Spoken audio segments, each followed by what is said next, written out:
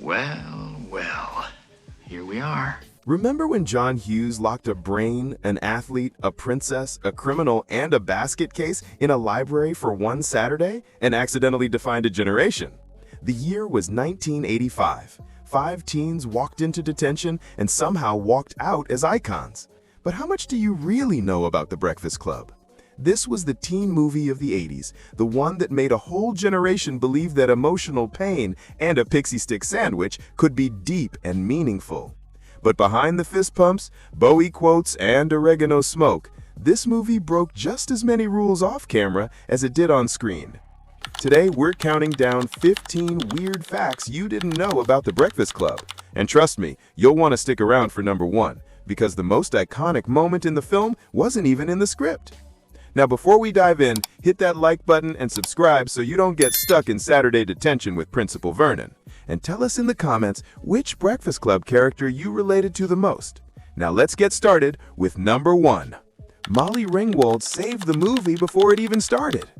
The Breakfast Club almost began with Principal Vernon as a full-on peeping Tom. Yeah, in early drafts, John Hughes wrote a version where Vernon spies through a peephole in the women's locker room to watch a teacher swimming naked, because apparently just being a grumpy authority figure wasn't enough. You think this is cute? You think he's bitching? Is that it? Let me tell you something. Look at him. He's a bum. You want to see something funny? You go visit John Bender. He had to be a literal voyeur too. This was 1985, the year Back to the Future taught us time travel, and The Breakfast Club almost taught us that creepy principals were totally fine. Ringwald, fresh off 16 Candles, took one look at the script and said, nope. She and Ali Sheedy, along with producer Michelle Manning, convinced Hughes to cut the scene before filming even began. Years later, Ringwald wrote about it in The New Yorker, pointing out some of Hughes's blind spots when it came to writing women and power dynamics. But this was one uncomfortable subplot she stopped before it could become everyone's problem. Honestly, a good call, because nothing says timeless coming-of-age classic like not opening with a peeping principal and a lawsuit waiting to happen. Molly Ringwald, actress, icon, and apparently the only one who knew a peeping Tom principal would never age well, saved this movie before it could tank itself. Number 2. New footage surfaced 3 decades later. Think you know The Breakfast Club? Think again. In 2017, fans got a huge surprise when 50 minutes of never-before-seen footage appeared in the Criterion Collection Blu-ray. Hidden in that hall was a long-lost bathroom scene between Claire and Allison. In it, Claire scolds Allison for eating chips right after washing her hands. The perfect mix of judgment and chaos that somehow stayed unseen for over 30 years. You're washing your hands, but you'll eat food inches away from a live toilet. Allison calmly grabs a chip from the sink with a paper towel, eats it, and walks away. Claire mutters, "It's not correct," knowing she's lost. The scene was cut from the 1985 release, but resurfaced 30 years later, just as Stranger Things had everyone nostalgic for the 80s. With this deleted snack-shaming duel took Allison's weirdness to a whole new level. For 3 decades, the footage stayed locked away. And when it finally surfaced in 2017, it proved even The Breakfast Club's deleted scenes had more bite than most movies' final cuts. Number 3. The first title was The Lunch Bunch. Before Hughes made detention seem legendary, the movie almost had the worst title ever, The Lunch Bunch. And I'm not joking about that. This generation-shaping teen movie almost got a name that sounds like a cafeteria meal deal. The Lunch Bunch sounds like a PBS kids show where the biggest problem is running out of pudding cups. Or maybe it could be a training video for new lunch ladies. It fits right in with other awful movie titles like Leonard Part 6 and Ishtar. Luckily, Hughes changed it after hearing Chicago students use the slang term breakfast club for Saturday detention. That small change turned the movie from a boring snack break into a cultural anthem. What are we having? Just your standard regular lunch, I guess. Milk? Soup. The Breakfast Club sounded bold, secret, and easy to remember. The Lunch Bunch sounded like someone lost a bet with a focus group. Can you imagine talking about the Lunch Bunch for 40 years? Sharing Lunch Bunch jokes with your Gen X friends while wearing your members-only jacket? Yeah, we can't either. Changing the title saved this movie from being a joke before it even came out. Number 4. The David Bowie quote came from Ali Sheedy. One of the coolest details in The Breakfast Club wasn't thought up by John Hughes at all. It came from Ali Sheedy. The movie starts with the quote from David Bowie's Changes, and these children that you spit on. It sets the mood: rebellion, change, generation conflict. But Hughes didn't choose it. She mentioned the lyric while filming, and Hughes liked it so much he put it right on the opening scene. This was the height of MTV in 1985, when Bowie was everywhere. For Sheedy, it was her proudest moment. She later said she was surprised when she saw it in the final cut. Ali Sheedy didn't just play the outsider. She made sure the movie started with the cool cosmic stamp. One casual comment, one perfect lyric, and suddenly the whole movie had a purpose. Number 5. John Hughes made a silence cameo. Alfred Hitchcock did it. Tarantino still does it. And yes, John Hughes put himself into The Breakfast Club. If you blink at the wrong time, you'll miss it. It's at the very end when Brian Johnson gets picked up after detention. It's Hughes himself driving, quietly playing Brian's dad. That's right, the man who wrote every teenager's feelings also played the disappointed parent. Talk about showing both sides of the generation gap. And Brian's dad doesn't say a word, but you can feel the disappointment through that windshield. Hughes knew that sometimes the harshest parenting is completely silent. It's the ultimate director move. Write the ultimate teen angst movie, then show up to quietly judge your own characters. Now, Hughes snuck cameos into most of his movies, but playing the parent of the kid who represents every misunderstood teen, well, that's either genius or twisted. Probably a bit of both. Number 6. Anthony Michael Hall's family appeared in the film. If Brian's opening car ride felt a little too real, well, that's because it was. Anthony Michael Hall's real family shows up in the movie.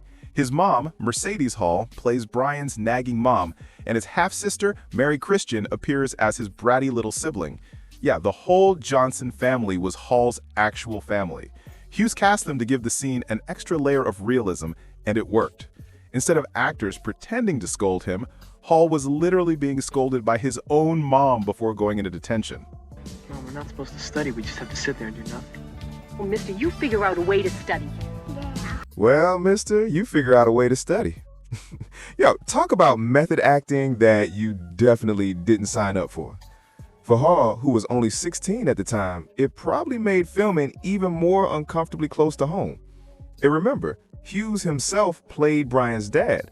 Brian was being raised by his real mom, and a director who turned teen angst into box office gold. That actually explains a lot.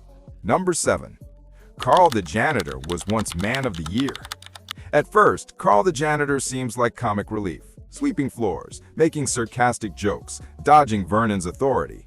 But if you look closer in the opening credits, there's a wall plaque calling him Shermer High's Man of the Year in 1969.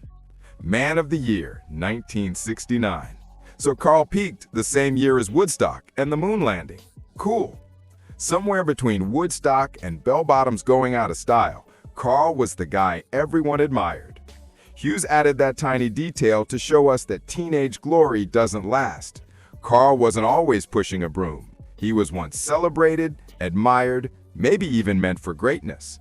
It makes Carl's later speech about adults forgetting their teenage selves hit even harder. I listen to your conversations. You don't know that, but I do.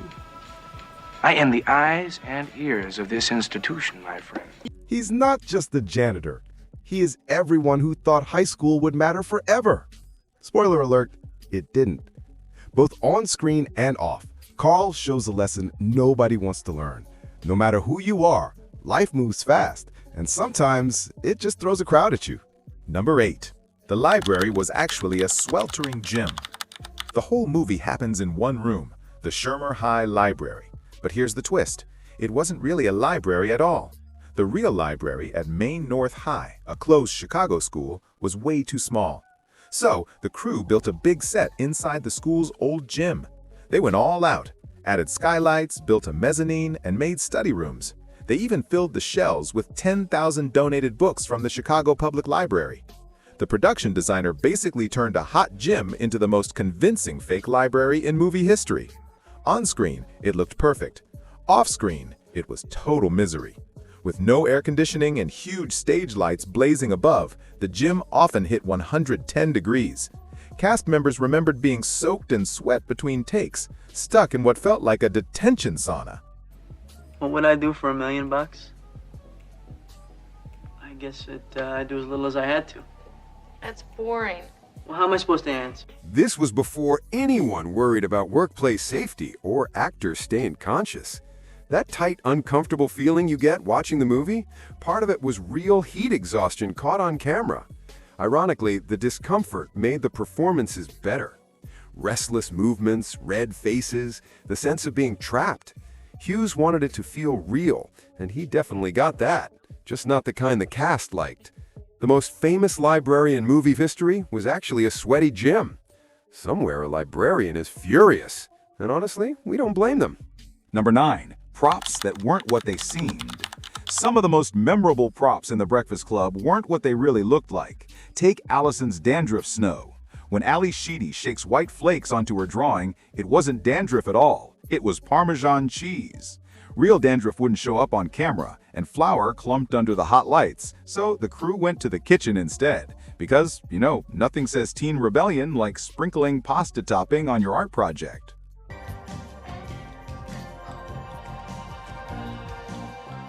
Is it effective? Sure. Is it pleasant? Not really. Especially when you're sitting in a 110-degree fake library that already smelled like 5 teenagers in a sweat lodge. Then there's the famous weed smoking scene.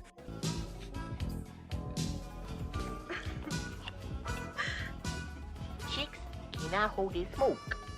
That's what it is.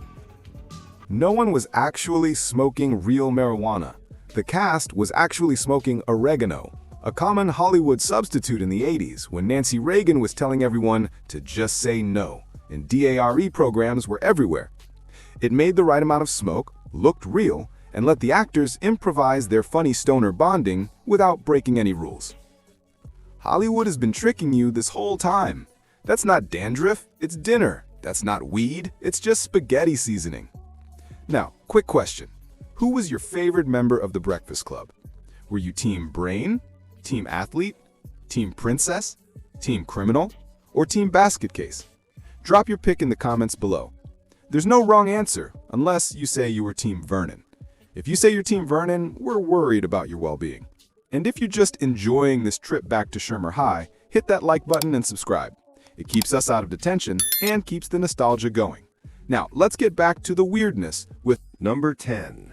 Anthony Michael Hall's mid-shoot growth spurt. Now, if Brian Johnson looks a little different from the start of the movie to the end, it's not your imagination. Anthony Michael Hall literally grew during filming. When rehearsals began, Judd Nelson was a couple of inches taller than Hall, but by the time they finished, Hall had shot past him. Look, I could see you getting all bunged up for them making you wear these kind of clothes. But face it, you're a neo-maxi zoom dweeby. Nelson later joked, "I'd already begun writing letters to geneticists." For Hughes, the timing was accidentally perfect. Hall's awkward, lanky change matched Brian's vulnerability, the brain trying to stay in control while the body wouldn't cooperate, because puberty doesn't wait for filming schedules. Because puberty doesn't wait for production schedules. At the end of the year, we have big banquet at the Hilton. You load up, you party. No, we get dressed up. But we don't get hot. Hall was only 16 at the time, dealing with real high school hormones while starring in a major teen movie. His gangly posture and sudden growth spurt added a layer you can't fake. Method acting? Try method growing. What could have been a continuity nightmare actually became the movie's secret weapon.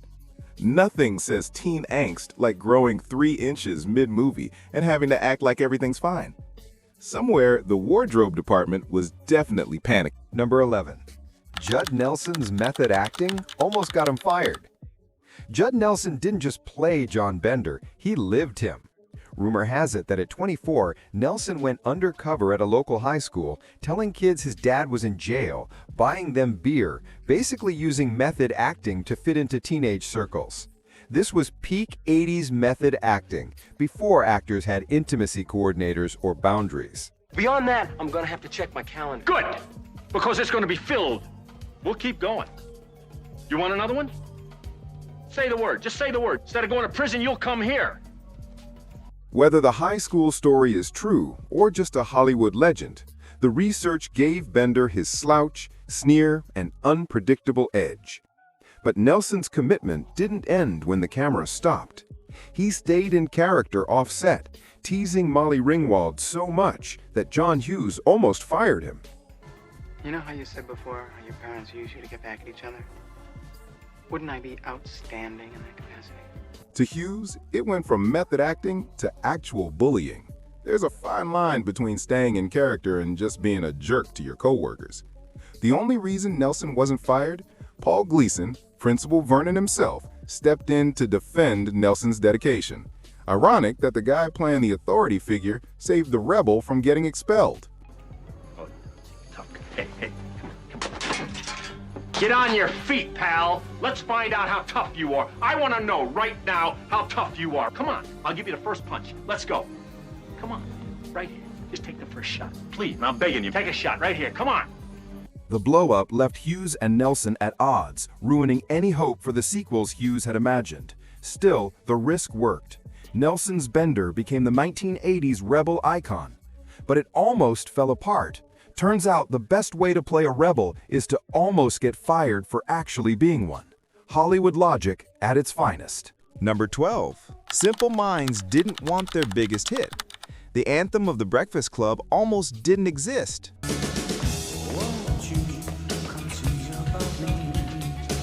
Producer Keith Forsey wrote "Don't You Forget About Me" specifically for the movie, but big stars like Brian Ferry and Billy Idol said no. Even Billy Idol, the guy who made Rebel yell, said no to this. Then came Simple Minds, who didn't even want it. Singer Jim Kerr thought the lyrics were too sentimental, and the band only agreed after Forsey and Kerr's wife at the time, Chrissie Hynde of the Pretenders, convinced them. Basically, his wife made him do it. They recorded it in 3 hours, treated it like a throwaway, and moved on.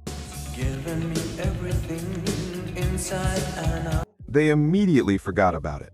Ironically, perfect for a song begging not to be forgotten.